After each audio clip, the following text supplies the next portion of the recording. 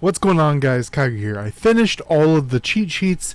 They are all updated with the new collaboration units added, as well as the last couple of seasons.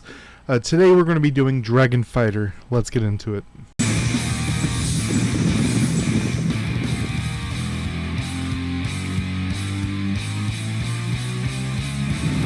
Alright guys, starting with Dragon Fighter PvP, we're using our standard wind fairies right here. Eins for the big damage, the bonus break, as well as all the bad stuff, the anti-heal, all that stuff. Then we have Tranquil Bloomflower giving us some cooldown shenanigans that we'll talk about once we get there.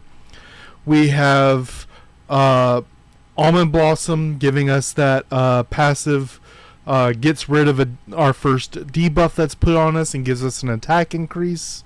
And Camellia, Spring Rose Camellia with the tornado shenanigans, which is going to go really well with our CC that we're going to talk about. We're going into the break direction, block tenacity break. It's also of note because we are a wind echo that will be getting stacks of attack and defense as well, making us a bit brawlier. Our treasures right here are all the single target ones, plus focusing on the cooldown with Hourglass and Pocket Watch, allowing our spammable abilities to do a bunch more damage. We're also going more of a damage build here with Slaughter and Rigidity.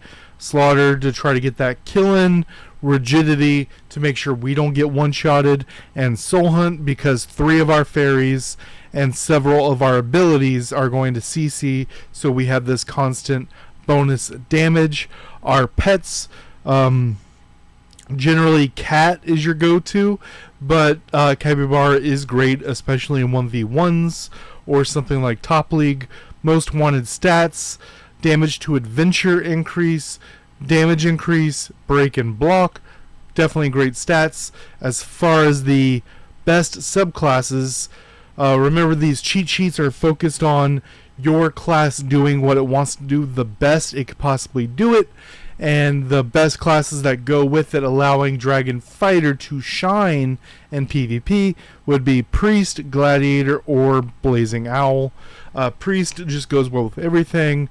Blazing Owl, this is a really great swap class. You come to Dragon Fighter, do your combo, go to Blazing Owl, do your combo, go back to Dragon Fighter, do your combo, and you're just always comboing people. And Gladiator does really great things, especially with the Wind Echo, so, very specifically right here with Balloon Flower SP, Tranquil Bloomflower. Not to mention, you could play more of a range game with something like Gladiator and some healing. As far as the abilities, the Shadow Strike, great AoE knockup. Sky Rush giving you that pierce rate, and it also, the regen right here just means you're getting more of the essence, the energy to do your secondary effects. And this also turns into a secondary skill with our passive once that's unlocked. Swift Strikes, this is kind of a small AoE, but it does monstrous damage. It ignores 30% defense and block in just a wildly great skill.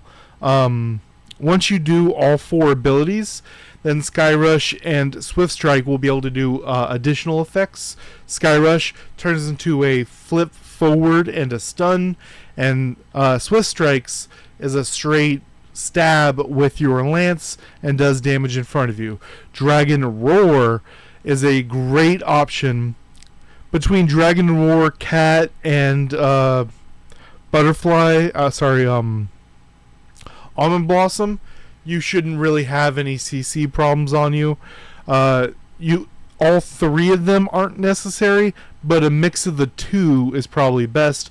I would say keep the fairies as is, and then either take Cat, which I think a lot of people would, and then you can swap this for something like Dragon Transformation, the second ability on the left side that does AoE damage around you and reduces damage received.